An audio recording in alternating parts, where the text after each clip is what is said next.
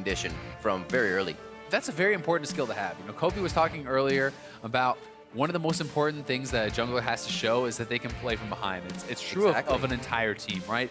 Being able to extend an advantage and exploit weakness when you're massively ahead is one thing, but TSM really did show that they know how to hang around in the game. They know how to stay alive, take the fights that they can fight, give up what they have to give up.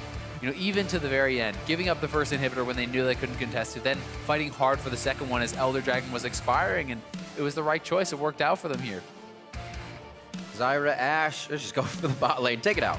I don't want to play against that, says Immortals. 1-2 for their fan phase 1. And the Camille, LeBlanc, and possibly Rango Knife Cat for the last one on TSM side. So Immortals not wanting to give up that second phase Malzahar support really kind of shows that they're not willing to first pick it. They're not willing to first pick the Ashe. That's what TSM did last time. So they're saying, we won't first pick it, so you're not getting a second rotation, because they know that TSM wants that, and TSM very likely going to take out their ban on Rengar here.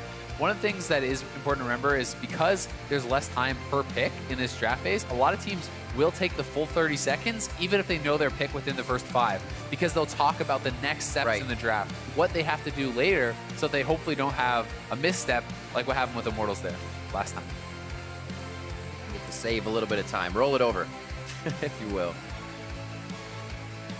Mid lane pick for Pobelter takes out the Syndra first. Continues to play a different set of champions around the board. Nicely done there. Yeah, and Syndra is certainly first pick worthy. It's very, very strong. And this probably will prompt a response of a mid laner in the first 3 picks from TSM. But Ryze is on the board. Cassio is on the board. It's not like he's going to be pushed way down in the priority. So I don't think that TSM is going to feel too concerned about this. Sir Bjergsen knows the matchup quite well. Yeah, of course. Hauntzer taking up WildTurtle's Varus. So they say, oh, Cody Sun, you're going to ban 80 carries. We'll take that Varus you feel so comfortable on in the beginning of the LCS here. Lee Sin is led through, and Svenskeren is going to grab that. And I believe that was banned away last time. Yes, it was. So it was phase 2, ban 1. Exactly. So Sven is going to be able to get one of his signature champions. He is known for having one of the best, if not the best, Lee Sin in the league. This guy is incredible as a champion. Excited to see him perform on it after what we saw him do to people at Worlds. Really. I mentioned earlier, I was like, yeah, he can carry the game 1 through 5. He gets everybody. But it was also the 30, 40-minute late game where you feel like Lee Sin falls off, has to make a beautiful kick to initiate a fight, which he's doing over and over again. And that is the strength of the champion, right? You have this powerful early game where you can kind of do it all yourself. Later in the game, you're not the one executing those kills, but you can still make the big-time plays. Kick in the right target, that can end the game. And Svenskeren's a guy who can set it up. But Dardoch is looking at the Kha'Zix, so he's going to get a really powerful assassin jungler. You know, won't be pushed down so far in that priority, but they're giving up quite a bit to do this. So they lock in the Moakai. Great, you have a great jungler, you have a great top side of the map, but now it's Cody Sun who may pay for this. We may see more of the target bans on the AD carries, because Ashe was already banned out by Immortals themselves. So TSM knows they only have to put 1 ban on Jhin, then they can ban a non-utility. Exactly. And where does Cody Sun go? How deep is his champion pool? And really, we figure out what kind of the changes from last game, because where Dardoch's Kha'Zix is was Cody Sun's Varus. That second pick was for him. Dardoch said, I'm going to get focused, go down to the Olleh. So now we see the flip side of that, where it's Cody that gets focused. Ryze now, as that's going to go up against Pobelter's Syndra for Bjergsen. And it is the Jhin. So this is the kind of trifecta of utility AD carries. And that is okay. There's other great champions you can play. You know, we saw Twitch being played. We've seen Vayne in other leagues. There are a lot of options, but how much confidence does Cody Sun have in playing them? Does TSM double ban here, or do they say, hey, we don't actually care what you play past this trifecta. Now we can start focusing your support too. This is an interesting question for TSM. I'm very excited to see what they're going to go for. I would expect another AD carry ban, pile on. Yep. Yeah, that makes a lot of sense. Take away the safe option for him, safe kind of farming option. Now he must play something that is kind of pretty aggressive or kind of very scaling champion. We did see Twitch. Yeah. I mean, that's kind of a Piglet thing in comfort, but could be still saw it was a bit viable with the composition, able to protect him. Could be a bit of long range. Sivir. There are a lot of options, right? But what he goes for is going to be answering a lot of the questions here. Hauntzer going to get his poppy toppy. That'll feel real good for him. They're going to wait. Like you said, they probably know Hauntzer's going to get that, but they have 15 seconds to go ahead and talk this out. You can see Parth chatting it up. Exactly. You can talk about, hey, okay, what do we want to do if they pick X? What do we want to do if they pick Y? You already know you want that Poppy. And Immortals does ban out the Nautilus this time, so they're going to have a matchup they probably expected for last game, which would be the Moakai versus the Poppy. You know, that's another tank, or the Shen, something like that. But it's not going to be Hauntzer on the Nautilus, and we'll see how he's able to perform on a playmaker like Poppy. 10 seconds left on this pick. All right, also Caitlyn as well. Get that range in there. Continue with a bit of the other poke that you have. And it makes a lot of sense. You know, this is the safer pick than going for some of those hyper carries that we had discussed. Caitlyn, obviously fantastic sieging champion, has been very popular in the past, but it has not really been popular this year in this patch, in this meta. Has fallen off a lot. Morgana, very interesting pick. I think it can work quite well against these kind of compositions if you can time it well. But I mean, the problem is there's quite a few things that you can use to kind of poke it off. Obviously, if you get hit by one Q from Bjergsen, your Black Shield is gone. But if you use that perfectly, then you can immune Lee Sin kicks, you can immune the Corruption Chains from the Varus as well. I think there's almost no way Biofrost picks the Thresh because he's countering himself into the Morgana. I'm very likely going to be the I was thinking that. I'm like, yeah, I'd love to see it still. That'd be some confidence. Trick it up. Yeah. So Olleh does go back to the Morgana. Played that yesterday as well. He likes those Fog of War initiations, whether he's, like I said, flashing forward on Mel's or doing it any other way. So compositions definitely switch up here. They trade jungler over to Dardoch's side for that Kha'Zix. We'll see how they continue this game. It is Cody Sun we're kind of watching on Immortals' side here, as he is the one that was kind of pushed down to Caitlyn on this one. And TSM has gotten a great draft for themselves. Yeah, I'm actually pretty worried for the Immortals bot lane here because Cody Sun has been pushed down quite a lot. He's a new player. Olleh is a new guy with the team as well. You know, they're still building that synergy, and I think that TSM has a much better bot lane matchup here. Karma into Morgana, I think, is very strong. The Black Shield, yeah, sure, you're reducing team damage, but you're not stopping CC or anything really, unless you get like a root from Karma W, but that's probably not going to happen. And I don't think you're alone in the fear for their bot lane, because it was Zyra, Ashe, Malzahar, Taric that they banned as well. Yeah. So they could get somewhat of an easy go here. It doesn't look like they may have it. It's going to be toe-to-toe for these AD carries and bots. You see Karma Varus versus Caitlyn Morgana, switching it up as well. Pobelter brings out the Syndra. We'll see if he can power through Bjergsen this time, who came through 10, 1, and 11 on that cast after dying just once in the early game. He was crushing, and Ryze is another champion he has shown he can do the same thing on. And to your point, it's very interesting when teams do kind of ban out bot lane for their opponents, and then their opponents turn around and kind of throw that right back at them, right? So they were banning out their opponents to try to get a good setup in the first draft phase. But because they did that, WildTurtle still got the Varus, Biofrost still got the Karma. I feel like they weren't very effective, and they're the ones who kind of ended up having those bans used against them. And this will be Turtle's spring split start on that Varus. It was Kalista Ashe for him previously versus Cloud9. Yeah, he's looked pretty good on the Ashe. The Kalista game really did not kind of pan out, even though he had some kills. His damage was very, very low, and he was trying something with of a pretty new build. You know, he went Essence Reaver, he went Death Dance, things that are not commonly associated with the Kalista. And while I could understand the thought process behind it, it made a lot of sense. It didn't work out for that game. 30 seconds until like a big line of scrimmage here, not even some just deep wards or vision to see if they are holding their spot on the other side of the map for either team. We'll see how Hauntzer can actually take control of this lane as well. If he gets a little pressure for Svenskeren, it could be quite nice for him. Add a little bit more pressure early on the map. Certainly could, and it's a lane that can definitely go both ways. You know, the Moakai obviously has fantastic gank assist if Kha'Zix wants to come in. One interaction you'll have to look out for there is how good Hauntzer is with his W, that heroic presence, because that can actually stop Dardoch leaping in on the Kha'Zix to go for those kills. So, you know, the interactions there are pretty interesting. Another thing I also do really personally like about Morgana is how easy it is to trigger all your Spell Thieves procs with the pool. You can get really early Frostfang upgrade, and you can pretty much permanently have that thing on cooldown. You get so much gold out of Morgana from that. It's easier than pretty much any other champion to always have it procced, and actually can make a big difference. Especially like his true love. He finds it on Morgana, Malzahar. There you go, man. Sorry to interrupt you, though. No, go right ahead, Riv. Always happy to hear your talk. It's my turn now. It'll be your turn whenever you want, Riv.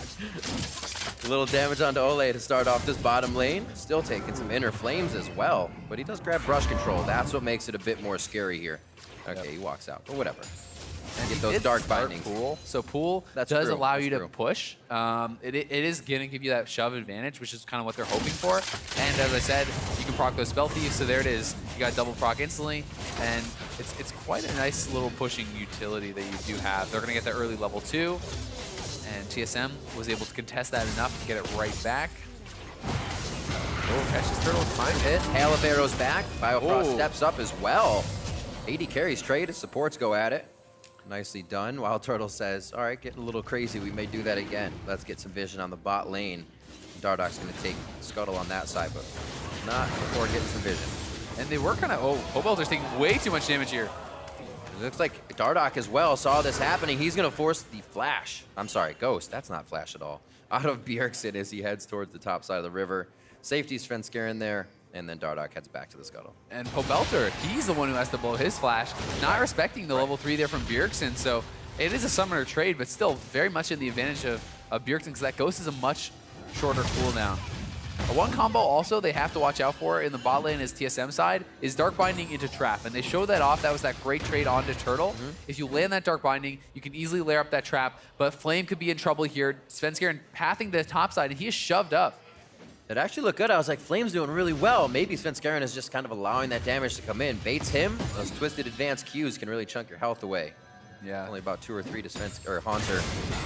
And they're almost able to play off of that bait, but good warding in from Flame keeps himself quite safe here in the early game. Exactly, and good presence of mind. The wave was already pushing back towards him, so even if you miss 1 or 2 CS, it will not freeze on you. You don't need to be all the way up there. You can be patient. He plays it smart, has it timed out, and thus avoids the gank.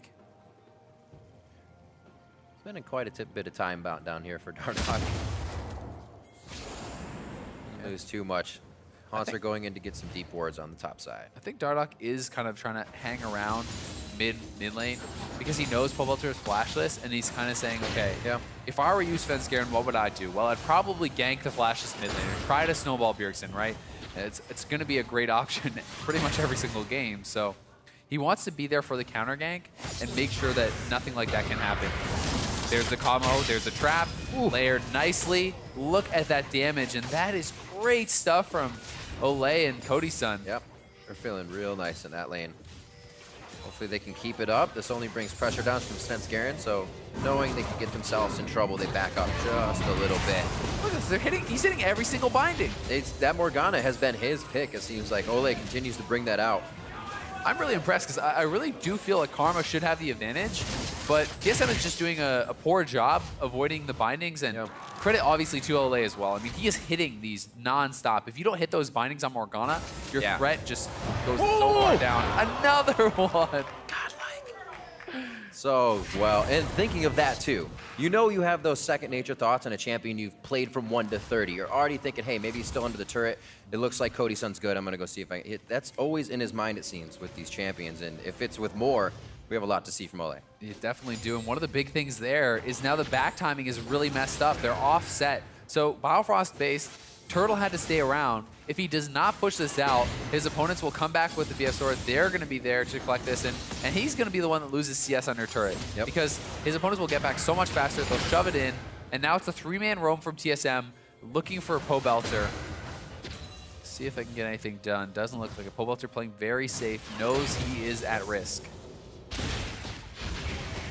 Biofrost scrying out the wards, placing more deep as well, and much more controlled game here from TSM in the early game. Yeah. I like that move from Biofrost. There's no point in going straight back to bot lane because the backs were kind of messed up there, so he's not wasting his time. He hits the Scryer's Bloom, knows he's safe to ward, gets some deep wards, which will protect them later, and then synchronizes his timing back with Turtle in the bot lane. So this is really well thought out, really well timed out, and you know, it's the basics, but it's really strong basics from Biofrost. Also a ping on that ward. I believe Cody Sun just placed in that bot forward brush, possibly for Flame on an engage. So we may see a teleport coming down to the bot lane at some point soon. Certainly could. Both these champions are big impact TP flankers, especially in the early game. But Dardoch has been spotted out, and we'll see what does Sven want to do with this. He knows Dardoch is bot side. The answer is very likely going to be invade for the blue. So they can try to deny this away from Pobelter. And this advantage is gained from Biofrost, the work that he did. Svenskeren is now sealing away the blue. So that just goes to show how much value can be placed on that. And it's something that's a small move, but look at that. Now his mid laner's denied the blue. Pobelter not having the greatest start on this one. Still in an all right position here. Questioning out mid, says, I wonder where this went. They're probably going to realize they're not going to have too many resources to grab on that left side of the map. Yep, and now they go. They want to try to take up this blue for Pobelter. It's already going to be gone. Still, Pobelter has laned well. He is up in CS. You know, he has Lost Chapter, so he is going to be able to have enough mana to kind of go through this. If he'd gone for a different option, more aggressive option, or even MR, he may have been in more trouble there with just the lower amount of mana. Oh, Flame just W'd forward, and Svenskeren is up here, but looks like they don't Gets really a push back, for it. grabs a little bit of distance in the lane. He's staying just in the fog, so Flame feels the fight a little bit more. Says, yeah, let's keep it going. It is going to be Dardoch coming up. Dodges back into it. You don't see that too many times on a Sonic Wave. He had no panic there from Flame at all. He knows he has Hauntzer low on mana, so he feels confident to just sidestep that, knowing even if Svenskeren gets in, he thinks he can get out. So not even a summoner blown. Really nice play there from Flame. And this is something he struggled with yesterday, actually, in their previous game. He was getting caught out and killed early game quite often. So good little adaptations, and now they're going to look for the dive. Here they go. Flame that tanks first. He is pretty tanky. Twisted advance. He actually is just going to walk it out. Beautifully done. And this is what I was talking about. Hauntzer missed the heroic presence. Yeah. He mistimed it. Dardoch was flying in there. If you hit that, you can interrupt that stun. Not sure if it would have made the difference, but certainly should have tried. One more turret shot could have taken down Flame. Maybe makes that a 1-for-1 trade. Hard to say. To recap a word there, as well as patience. Not being scared of the play. Flame throughout that whole thing. Very, very patient. And just walk and get the kill. Hauntzer finds kind of the same result as the start of last game. Getting hit up under his turret. He was still able to come up big. We'll see how they do it once again. And here it is. And collected. I'm assuming he still does have it. Look at this. He's just late. Now he puts it up. That's just pretty late. And that would have been able to break up that combo. Was it because of the arcane smash? No, I mean, he was out of the CC. It had expired. So, you know, probably Flame wouldn't have died. Maybe you get a flash. Maybe you get something. But you should. It's always a play you should be going for, right? And that's kind of showing your mechanics, showing how quick you are with that. Because that, especially in later stages of the game, if that Kha'Zix is jumping onto WildTurtle or something, you must hit that. Yeah. You cannot allow that guy to come through. No, that is true. Be hitting it now if you're going to be hitting it later. Yep. Tied up in the mid lane. Not as much pressure here for the mid laners after Pobelter was able to get his first escape. As we said, Dardoch was giving him a bit of safety and presence. Flame continues to keep this top lane pushed, so whether or not he calls or continues to call Svenskeren up for the respect, Flame's going to have a lot of room to work with come teleport time. And a lot of credit to TSM's warding, though. They have tracked Dardoch well, especially on the bot side. You can see bot side littered with wards. They got one by the dragon. They got one above the red pit. So Bjergsen knows he's here, and Svenskeren has arrived. Do they go for it? The ultimate did practically nothing. Is forced to flash out. Nice scout of the week. Oh, the Realm Warp. Oh, what a zoning Realm Warp as well. He's not going to take it. They find Pobelter with the mind games. Biofrost on the roam here. They're going to have to leave Dardoch out to dry. Or, I'm sorry, Biofrost out to dry. But he gets himself out safely with a flash. Gets out, and that was a beautiful ultimate from Bjergsen. As you call it, they zone him out. They cut off that path. He's too worried about going that way. Steps right back into it. Bjergsen commits with the flash. And Pobelter knows it's all over. Saves the cleanse, but he goes down. Rod of Ages finished up for Bjergsen now after this little fight. And I was just saying, they didn't put too much more pressure back to mid, but both junglers are ready.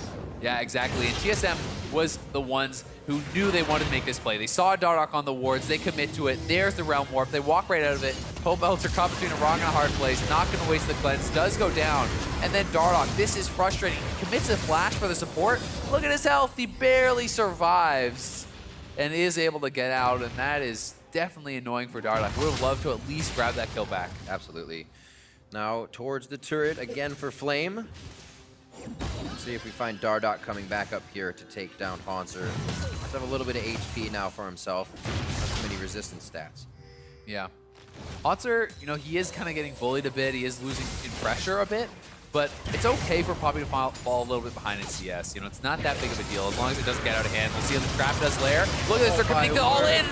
shackling his soul down. Biofrost will fall after the flash was played in mid.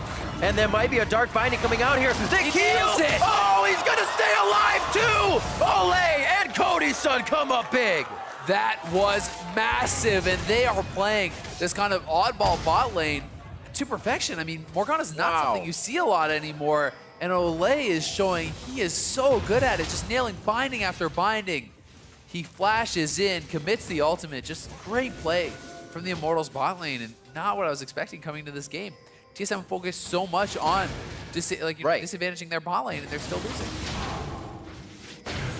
See this one more time. He even shielded out of that. Yep, look at that.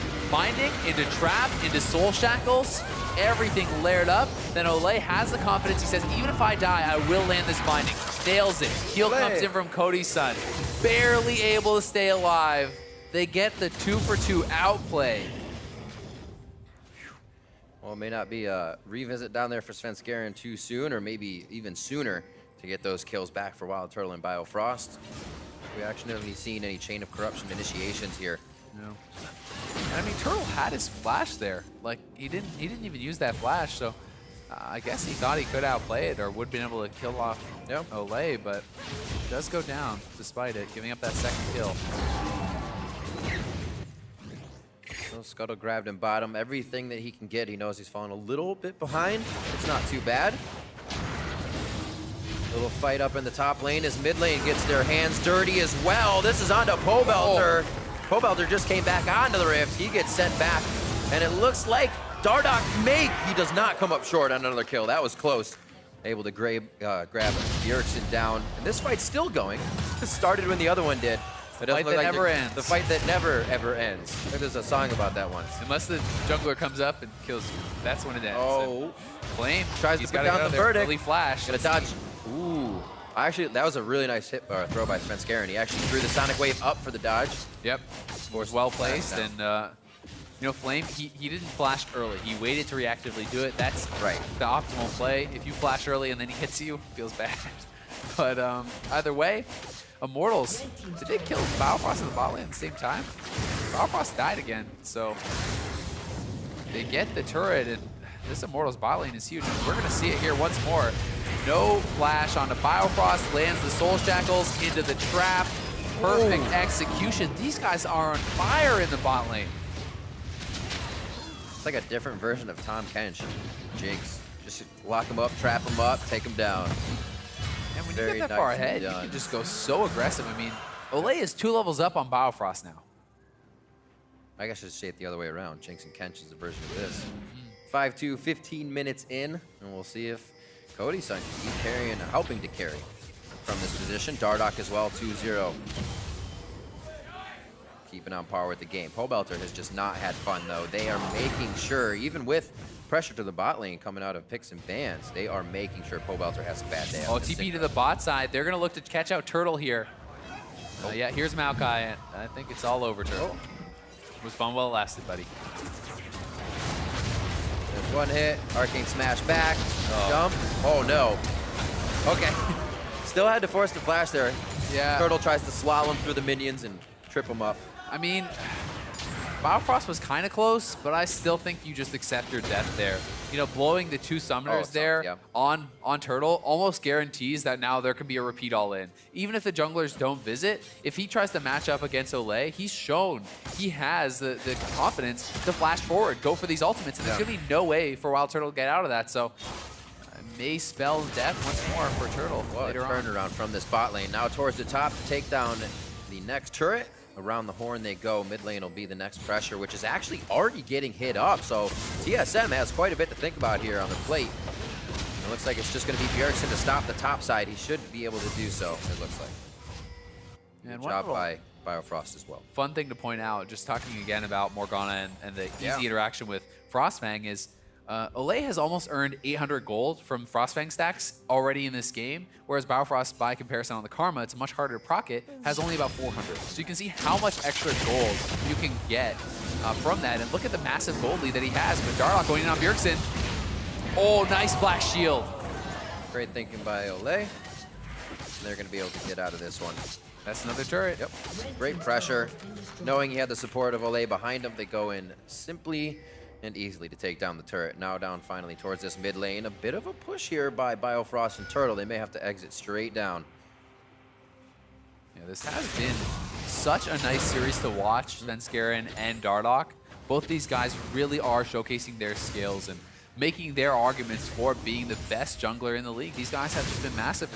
The NA talent in jungler, like the jungle pool is so strong this year. Yeah. We've seen Acadian really show up. Even though his team hasn't been winning, he's been looking great. Contracts, who's going to be playing later today, he was insane in his first series. We have Dardoch, we have Svenskeren, we have Reignover. There's so many good junglers here this year, and it's really been impressing me to see all these guys living up to the hype early on.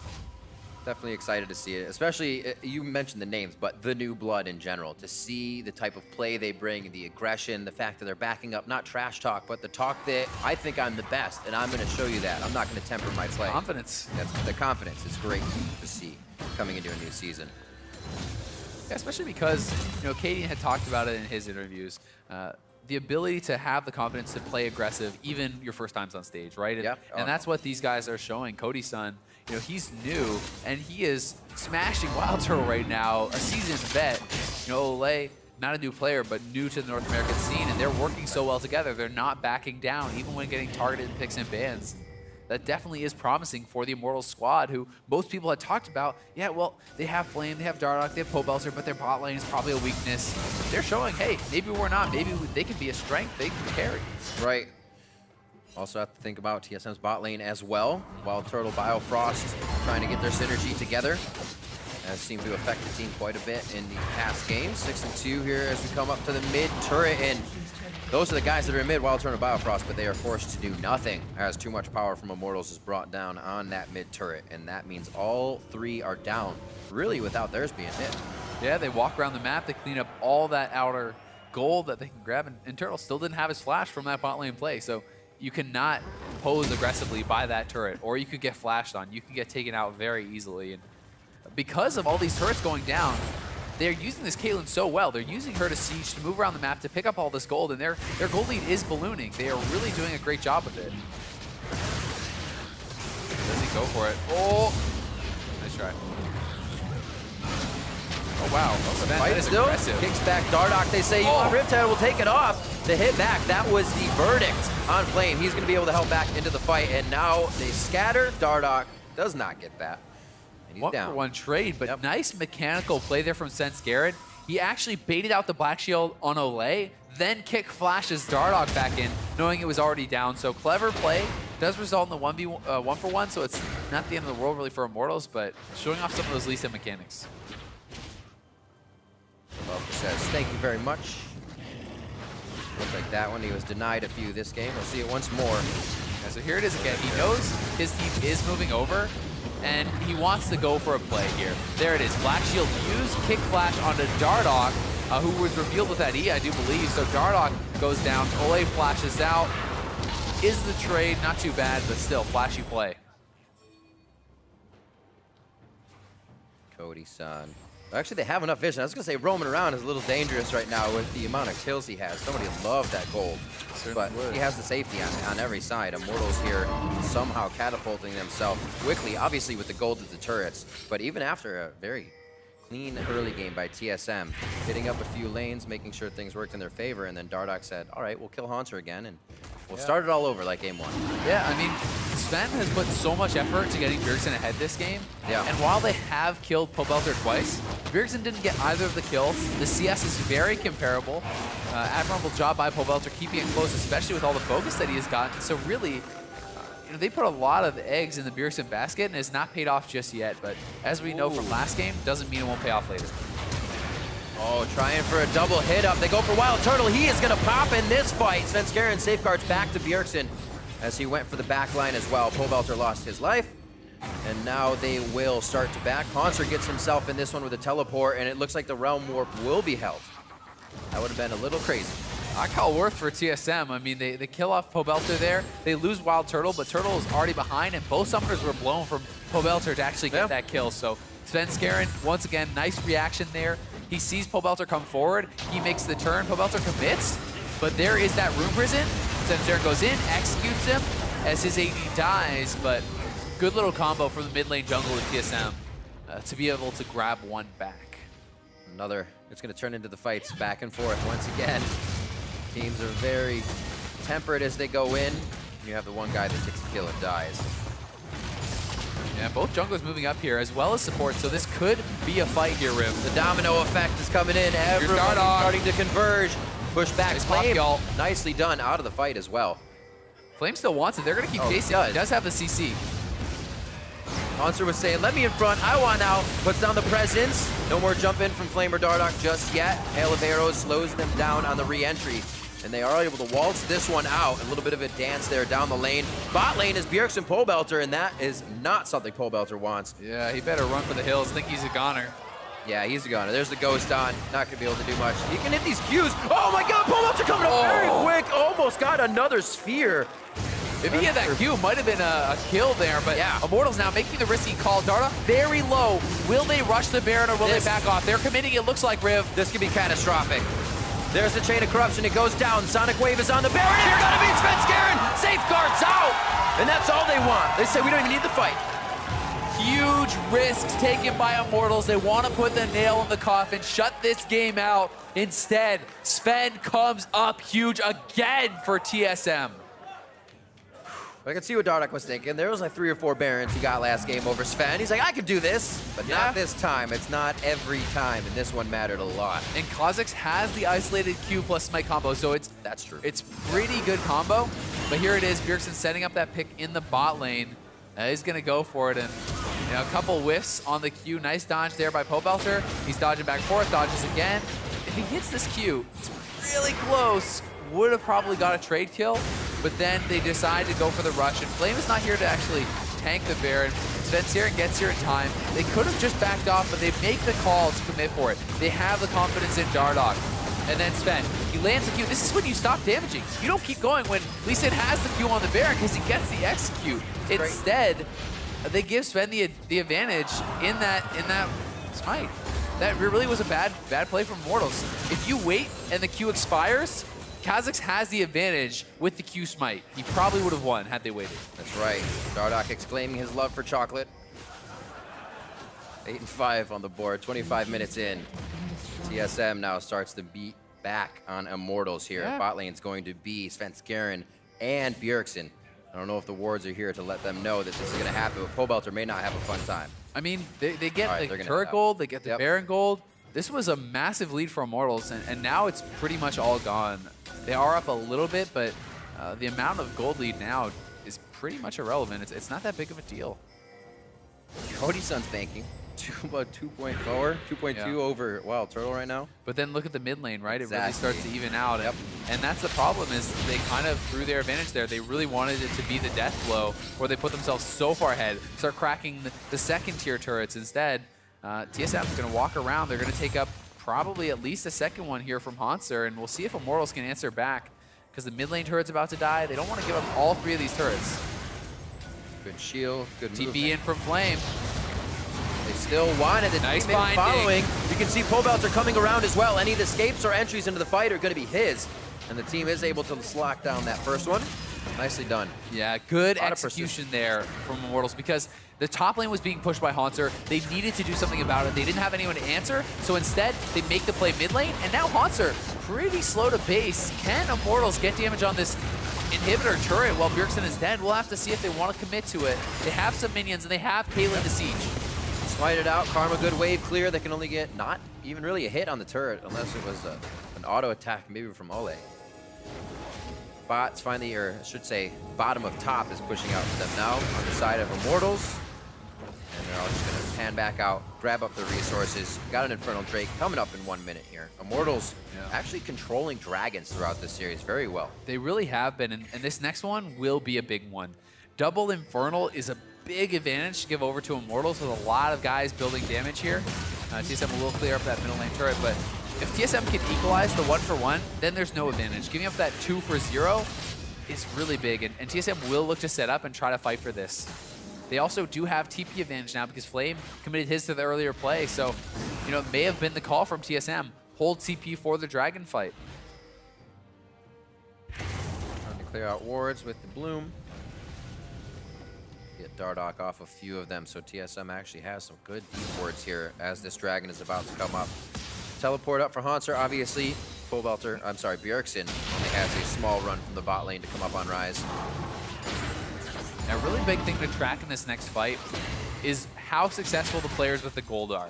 How does Bjergsen and Svenskeren do? And how do Cody Sun and Dardoch do? That's where most of the gold is focused on these teams. So those players need to be successful for them to win these fights. And the TP is coming in. Yep. They're just trying to rush it down. They should be Immortals, but is it TSM's fight? Bjergsen actually had a link to the back line there, but the ward gets killed. Here they come. Dardoch knocked out. That's one of the big gold leaders. He's coming back in from the side. Cody Sun staying very nicely on the back. Olleh just next to him. And Flame knows he is the meat wall. Up in front, Pobelter looking to scatter the weak. Nobody's really behind the ball, though, so he sends it to the left. A new one on Hauntzer and Bjergsen, and really nobody can find the initiation here. Yeah, that's very well handled by Immortals. They already got the big prize. They got the Infernal Dragon. Walk out clean, and I could see a little bit of frustration there from TSM as they definitely wanted to make that play, and they weren't able to make it happen, even though they knew it was coming.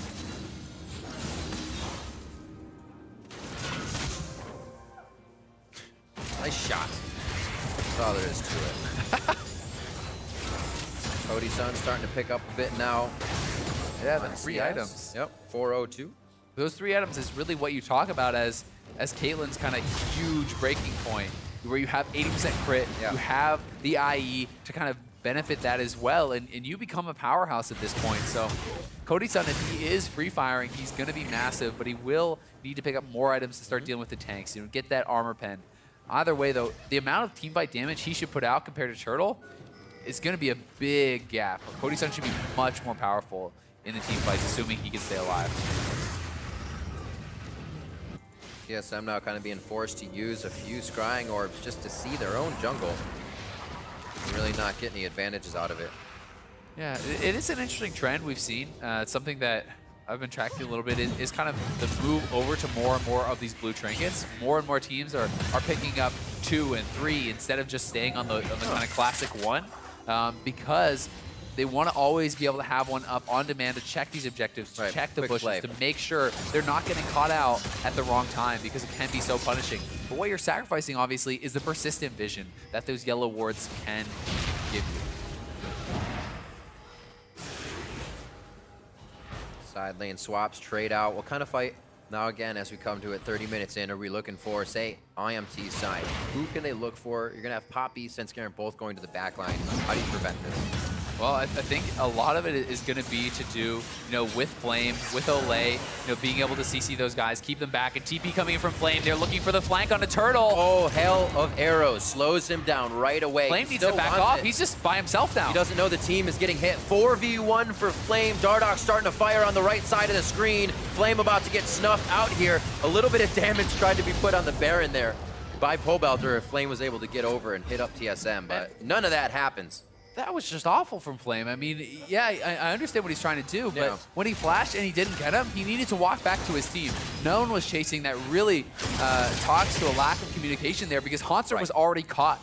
He just walks back to his team. They kill off Hauntzer for free. Then you have your Moakai. He can be taking Baron. You can be threatening those kind of things and looking for a 5v4 fight. Instead, it's an even trade, and your top laner blew both the summoners. It seems like the collapse is going to definitely work, as you said, over towards Dardoch, but I'm sorry, the other side. 10-6 now, 31 minutes in. It's only a 2,000 gold lead for Immortals, so really you could say no lead almost. They try to push down once again towards TSM's side, but it's actually being stopped much sooner here. Yeah, the gold lead, understanding that playbook. not a big deal at all. Where they do have their lead, once again, Dragons, right? And double Infernal. Those are a lot more combat power than the Cloud Drakes that they had last time around. And it's also going to mean, as we get to these later stages, when the Elder Dragon spawns, you can multiply the attack damage and the AP bonus from the Infernal Dragons, and you can get that massive true damage burn. So it can be something they can look for once more. But it's a very even game, all things considered, and it's a lot closer at this time than the last one was, where Immortals, had been kind of cracking the base and stuff. Trying to figure out the ins, the outs. Like, where's, Svenskeren? There's still the option for the plays. We were talking about at Worlds as late game came up. Where's the kick? But then we've seen that kick shielded already a few times, but the speed of Olleh. So it's you're seeing why things are tempered. There's almost no engage to be had, unless you find Flame on the other side of the map. So what happens to the rest of the crew? So Immortals is going to move straight to Baron. They have to commit to this, but Svenskeren could look to steal again. He's still there. TP now coming in from Hauntzer. 3,000 dead. HP on the Baron. Back off. Hauntzer's going to be in. Yeah, Flame's down on this one. Baron's just going to be left out. They want the full fight. A great They set kept of it low. traps. TSM could go right back in. Bjergsen's running up, and TSM could look to now just force this Baron, but they do let it reset. Hauntzer does not want cupcakes. Good line of traps, really negating TSM to get in there and take out any members. Still, Bjergsen pushing in the mid lane. TSM can move right back to that Baron. Hauntzer clearing out all the traps, and this is very risky now for Immortals. Right, I was gonna say that was gonna give Bjergsen backline entry if Cody Sun was coming up so slow, but they joined the team. Dardoch is just on the outside. He wants revenge on this smite. He gets pushed back. Spell immune for Dardoch. He goes in. The smite is not had by him. It's Svenskeren's once again, and they're looking at Cody Sun up against the wall. The rest of the team will follow through. The Sonic Waves hit. The verdict is he flashes over the wall, and a few more hits is what it takes to get him to go down. Olleh is going to make it out alive, but again, TSM come up with the Baron in a much better position on the map. Exactly, and again, it's Flame getting caught, giving up his life. Pobelter may get chased down here too now. Is pretty low. We'll get away for now, but now the gold swings back to TSM, and they are really just playing better in the later stages of this game. They kill off Flame in the bot lane, they TP up Poppy to the top lane, they keep it low, and then they turn for the fight. Pobelter's so low, he really can't participate. Dardoch goes for the smite, but it's Svenskeren who wins once again. Dardoch's down, it's full retreat for Cody Sun. Needed to probably flash out of there early, and instead, that's the Fed member getting caught out, getting taken down. Immortals gives up multiple kills, gives up the Baron, gives up the Dragon. What else are they going to lose?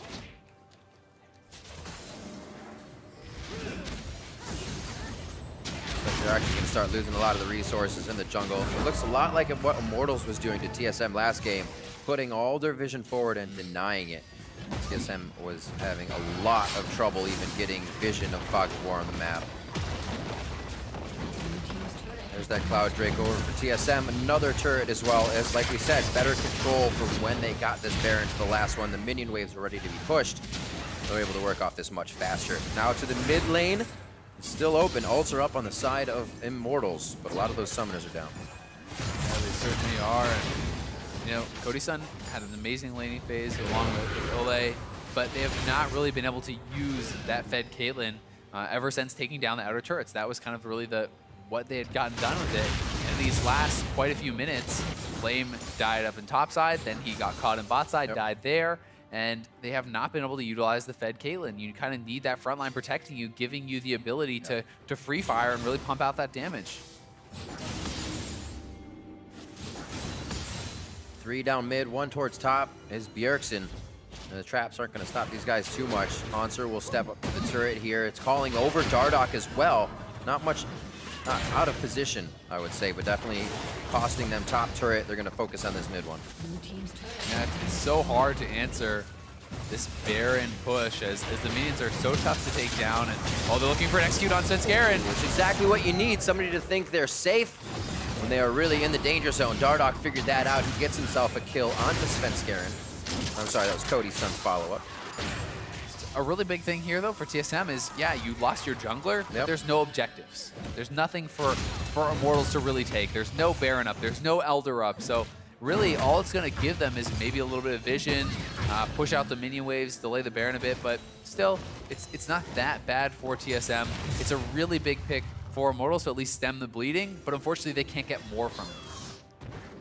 Bjergsen very close to getting that 100 CS over on Pobelter, 383 to 303. And we can see he can almost help drop Flame in an instant with Hauntzer. So they're looking pretty good on being able to drop the tank. Flame was a really big reason actually TSM couldn't do anything but hide in their base last game. This time he's been measured a little bit more. Yeah, certainly has not been having the best game, but you know, a lot of it really has just kind of come down to the junglers. It has been a junglers series as Svenskeren and Dardoch have been going blow for blow in the early game, both seeming to make all their ganks work, and it coming down to these smite fights in the later stages. And really the difference in this game has been Svenskeren nailing this might on both Barons. That's really the separation between the teams. Coming down to the bans as well, it was Immortals saying the AD carry is what we want to ban out. We're afraid of WildTurtle, Biofrost, and what they can produce with an Ashe Zyra. But we'll give Svenskeren the Lee Sin. That seems all right. So maybe there was a bit of, not miscommunication there, but the want to be able to say, hey, give him Lee, and then whatever else TSM got just made such an A team. Really is having an impact on this game, as you said. And that is why I think that the new pick and ban system is so exciting, because it's so multifaceted. It's not just one solved way to do the pick and bans. Yeah. You ban based on champion pool, based on player, based on playstyle. There's so many things from game to game that can change it up, and that's why I think we're seeing more picks, and hopefully we'll continue to see more picks, and hopefully it doesn't get solved, and then, you know, that kind of thing. But it's been very exciting. Pobelter down here in the bot lane. He's looking to bait in Bjergsen with Dardoch behind him, but Svenskeren is there too. It's almost at this point, you don't think about it when you're the player baiting. You're like, I'm going to bait this guy. You should probably think to yourself, he's baiting me. That's usually the way you go down and then say, oh yeah. The baiter becomes the baitee. Thinking the same thing. So the Dragons still helping out Immortals a little bit here as they defend their base. It's causing TSM to think twice here and there. We still got a minute 40 on both our objectives as the resources are cleaned up in the jungle. Flame always likes long walks in the top lane. He pushes back Hauntzer. They're just taking a breathing moment right now. Yeah, Maybe the not. Moakai really has not been more effective than the Poppy this time around. So you can see both teams are looking to kind of get picks on the side lanes, right? Bjergsen now moving up to the top side. So if Flame stays too far up there, they can look to engage with the Realm Warp. They can look for those sorts of picks. And Dardoch has just been kind of shadowing his side laners. As Flame moves up, he moves over there. As Pobelter moves up, he moves over there. He wants to be in position to really help out wherever it's needed and to look for one of those kills that could have, hopefully for them, you know, kind of spur them into some action and get something done. Say Olleh looked like he was, I'm sorry, Cody Sun looked like he was going bot lane. He's like, well, okay, Flame's already there. Let's stay mid. Great trap lines coming in from Cody Sun, really stopping any quick initiations. Maybe Svenskeren trying to get into the Sonic Wave and make the plays we've been talking about that kind of wowed those at Worlds. But right now, Immortals in the position TSM was in game one. Backs against the wall. Looking to really make an impact here. One big fight, I think, is what it's going to come down to again to really open this one up. It certainly could. And one thing to track is Bjergsen is at his strongest point now. He has completed all his items. He's a full item up on Pobelter, but the longer the game goes, the more time it is for Pobelter to kind of close that gap, right? There's no more room for Bjergsen to grow. And, you know, he will be tailing off in power compared to Pobelter from this point forward. So the question becomes, when do they make their move? When do they try to go for the fight? Are they patient enough to just kind of wait it out? And Hauntzer now may be caught here, but TSM has position on the Baron. What's the trade going to be? Baron gets hit. It's This actually is not turret worth it as if they get well. the Baron. They're pulling Syndra down. They're not going to be able to do They're much going to go for Elder. because they're going to have to guard that top inhibitor. So yeah, they get Baron. Elder goes over. Immortals. Very nicely done. A trade. We'll see how it works. Immortals does have those 3 Drakes, so it's going to be very nice for them. So the big thing here now, this is a conscious choice. Immortals knows they're giving up Baron, but they traded for the kill on the Elder. Now Immortals needs to capitalize on this. They have this shorter buff, this extreme power that they're getting from this buff, where it's amplifying their AD/AP even more. They're getting the true damage burn. They need to fight right now with this up, and that's exactly what they're trying to do. Hauntzer is down. They have this window of power, 2.5 minutes. They want to capitalize. TSM needs to hold on and utilize their Baron after it has expired. And that's what makes it so intense, because TSM knows that as well. They realize they may be engaged on. Immortals is going to try to do everything they can right now. Even with that knowledge, you're forced to give it up. You're forced to say it's still too dangerous. Yep, it's the right call. You don't want to fight that into this buff with Hauntzer dead. So now Immortals, what else can they get done? If that's all they lose and TSM can move up, maybe get something back with the Baron buff, could be okay. But Immortals is looking to set up maybe a trap or go somewhere else, because right now they're kind of skulking around in the jungle. Dardoch has been spotted out on this ward, and they now know. Oopsies. They make it out. It actually looked like for a second Bjergsen and the team were setting up for like a Realm Warp out of the base to hit that Raptor Brush or something. I was waiting for it. Would have been exciting. Yeah, it would have been real exciting. All of Immortals stayed. Flame again. Leashing up that top lane. Get it reset, get it pushed up to that turret. But he's got the opposition of Hauntzer on the other side. Those teleports are up, so we don't really have to worry about those 2 guys getting to the fight. We'll watch Olleh walk around, support his teammates. Great shield, great bindings from him this game. He's really just been in the right spot at the right time for whoever needs assistance. Yeah, not much to nitpick from Olleh's play this game. He has just been great. Now, you know, Immortals, I don't really expect TSM to give them a fight with the tail end of this Elder. The Baron will outlast it, and that is where TSM will try to get their advantages back. Try to siege up, maybe be able to get something done here. But Immortals, it's a pretty smart move, and it's a bold shot call, so I am impressed by that. It's kind of the consideration of if they do get in a bad fight, what can they give up for the next? I'm sure that's what they're thinking in this fight, since it's always been a 1-for-1 or 1 for something between these teams. Across the map, a lot of pressure. I'll say a few people walking up towards that top side of the map right now. They're gonna go ahead and set up some bushwhacks once again. Map is clear. Oh, they want this TP coming from behind. Remember, there's no turret. Who's Flame got? He goes actually for Hauntzer, so Hauntzer can't get to the back line. Bjergsen hitting up Flame. We know the damage is enough to take him down. The team can't follow him in through the choke point. And he's gonna go down after GA2. Yeah, Cody Sun and Pobelter got ejected from the fight by Hauntzer. That was just so well done by Hauntzer. Wins that fight, and Flame too far up by himself again as his backline gets ejected and Immortals has no damage left. And just such a nice play there by Hauntzer. I'm not sure if it was even caught on the screen. That was really what won the fight. So. Flame tried to go for him too, instantly. Like, I gotta stop Hauntzer from being a menace. It's too late. The push down here from TSM. We're gonna keep it on the mid turret to see if they can keep going. Karma Shield mantra'd up for the rest of the team as they get a little bit of safety here for a few hits on the turret. Now onto the inhibitor turrets. 26 seconds still for Flame. The bot lane building up for them. Top is pushing out for Immortals. Svenskeren is taking turret damage. And it looks like TSM actually won't be able to finalize this one just yet. They back off to keep themselves safe. Yeah, they will have to back off. Still, the inhibitor advantage goes the way of Immortals. Elder will be on the table, and you know, it's still quite a ways off. And here's that fight once more. And there's the Poppycopter knocking out the backline. Olleh with the black shield on himself. Ooh, I don't know about that one. And Dardoch cannot get caught here. He needs to get out.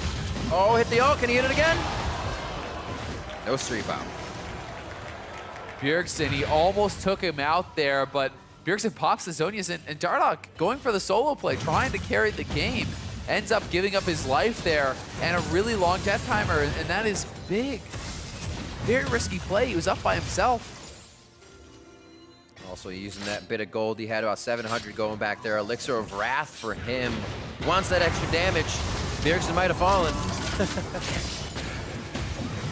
So now we're actually putting a little bit of money into elixirs here, knowing that items aren't going to be flowing into his pocket at this point in the game. He does need a little something extra. Yeah.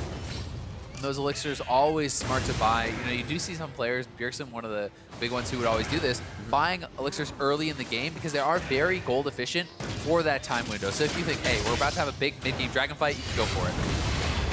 Oh, they realm in Hauntzer to show Bjergsen, trying to fake him out. It doesn't pull too many forward. Hauntzer very low, comes back up from his GA. He's gonna go down. Svenskeren just as close to going down now. And remember, that's Dardoch coming back up into this fight. Flame in the front, big damage on Dardoch. Hits from WildTurtle are true, and they stay on Flame. They're able to take him down. And Dardoch just cannot make it in time as he just comes out of the base. It felt like Cody Sun probably could have stepped up there, been a bit more aggressive, but he was so worried about Bjergsen on the side. He didn't get involved in the fight, and a botched initiation from TSM does not go nearly as bad as I would have thought it was going to there. It looked like Biofrost and the rest of the team might have got chased down. Well, in the beginning, everybody had just red blinking health bars, and the GAs gave focus to IMT. They had to focus a bit. Still, there is Immortals. They're looking for members out. And goes Sven. Kicks Dardoch out. Yeah. Good jump there from Dardoch, very quick. 14 seconds on Hauntzer. They're able to hold it, and that minion wave pushing on the bot side. Minions for TSM. Yeah, and Hauntzer's going to be up before Flame, so Immortals needs to back off. Hauntzer has the TP. If they stay around, they're going to get flanked. So they have to base, they have to clear this up, and this game is turning into a lot like last game, where it's going to be one fight that really decides it.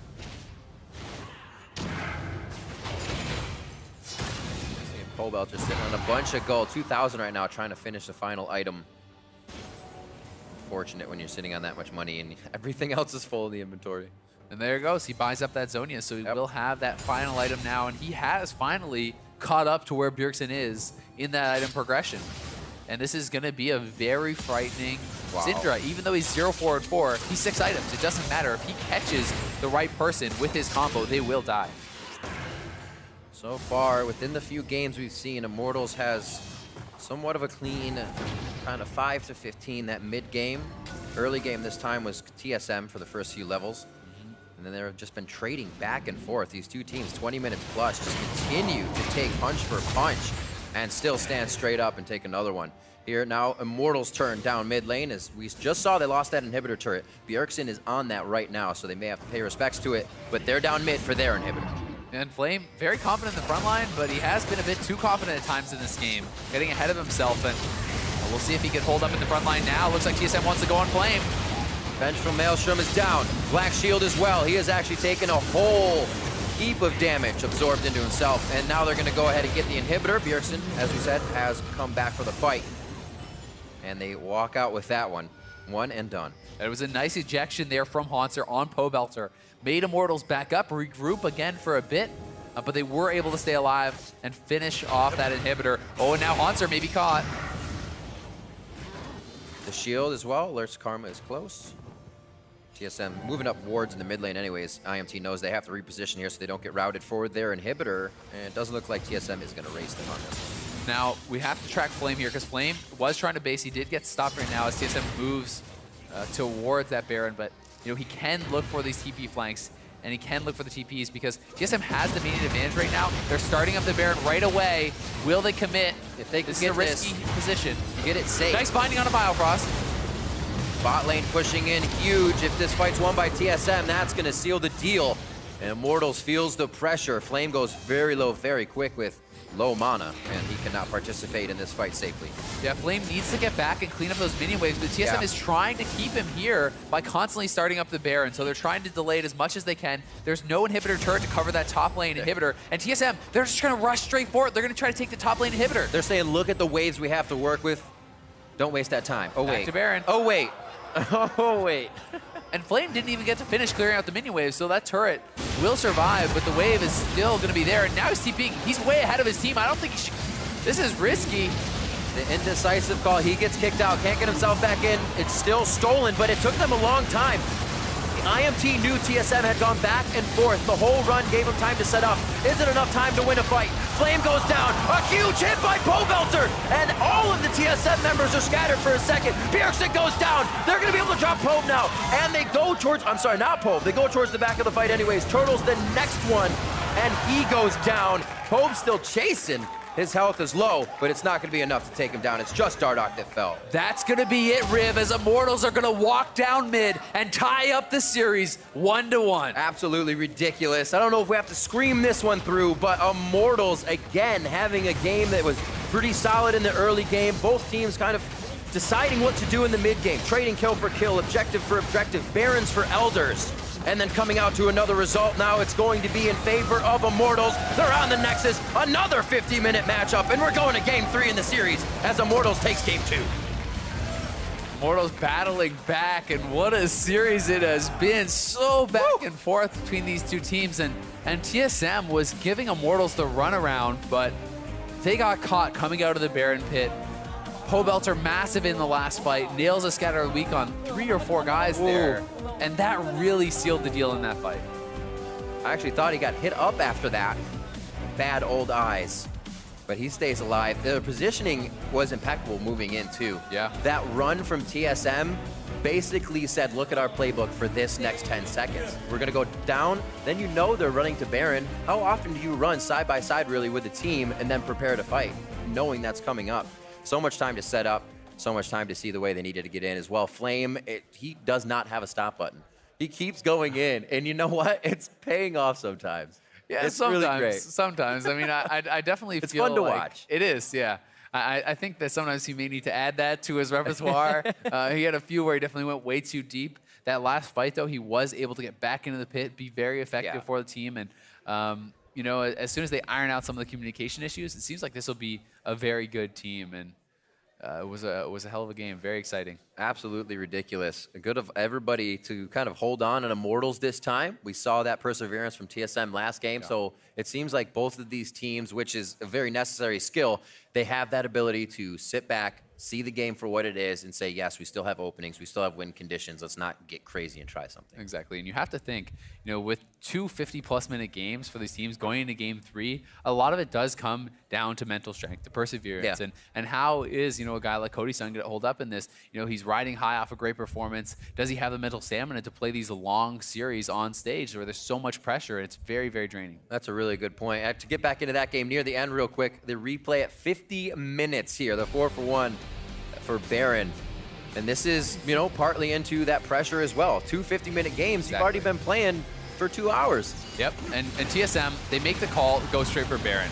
It's a Realm Warp in from Bjergsen, and Flame, I thought they were just going to turn on Flame and kill him, but TSM wants to get the Baron and get out. That's their call, not to fight.